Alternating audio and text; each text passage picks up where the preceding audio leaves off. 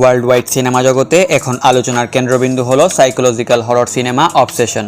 Micro বাজেটের একটা cinema এখন পর্যন্ত পৃথিবীর ইতিহাসের সবথেকে লাভজনক সিনেমা হয়ে উঠেছে। বাংলাদেশি টাকায় মাত্র 10 কোটি টাকা বাজেটের সিনেমাটি কালেকশন করেছে 2741 কোটি টাকা, অর্থাৎ রিটার্ন নির্মাণ ব্যয়ের 300 গুণেরও বেশি। ওয়েলকাম ভিউয়ার্স, স্বাগত জানাচ্ছি আপনাদের হাবা মুভিজের আরও একটি নতুন ভিডিওতে। এবং আজকের এই ভিডিওতে আমি অবসেশন সিনেমাটির world wide box office report নিয়ে আলোচনা করব। তো চলুন আর দেরি না করে শুরু করা যাক।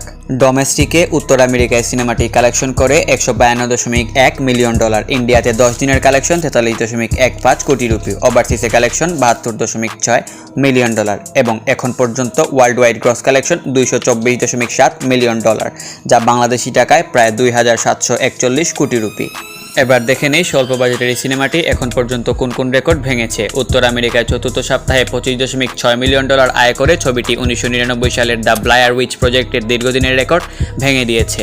হরর সিনেমার ইতিহাসে এটি এখন পর্যন্ত সর্বোচ্চ 4th উইকেন্ড কালেকশন। ডাউনটাউন আবেগকে ছাড়িয়ে ফোকাস ফিচার্সে ইতিহাসের সর্বোচ্চ আয় করা সিনেমা হয়ে উঠেছে অবসেশন। ভারতের বক্স অফিসেও ছবিটি দুর্দান্ত ট্রেন্ড দেখাচ্ছে। যেখানে সাধারণত প্রথম সপ্তাহের পর হলিউড সিনেমার আয় কমতে থাকে, সেখানে অবসেশন দ্বিতীয় সপ্তাহে এসেও প্রথম সপ্তাহের মতো সমান ব্যবসা করছে। মাত্র $7.5 লাখ একটি সিনেমা যে প্রেক্ষাগৃহ থেকে নির্মাণ ব্যয়ের 300 গুণের বেশি রিটার্ন এনে দিতে পারে, অবসেশন তারই একটি দুর্দান্ত উদাহরণ। ভবিষ্যতে মাইক্রোবাজেট সিনেমার সাফল্যের কথা বলতে গেলে এই ছবিটির নাম নিশ্চয়ই বিশেষভাবে উচ্চারিত হবে।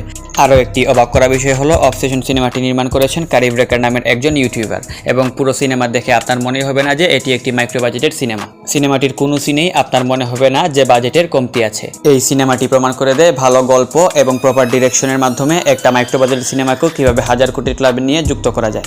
তো এই ছিল আমাদের আজকের ভিডিও। এরকম সব মুভি রিলেটেড কন্টেন্ট পেতে হাবা মুভিজ চ্যানেলটিকে সাবস্ক্রাইব করে পাশেই থাকুন। ধন্যবাদ।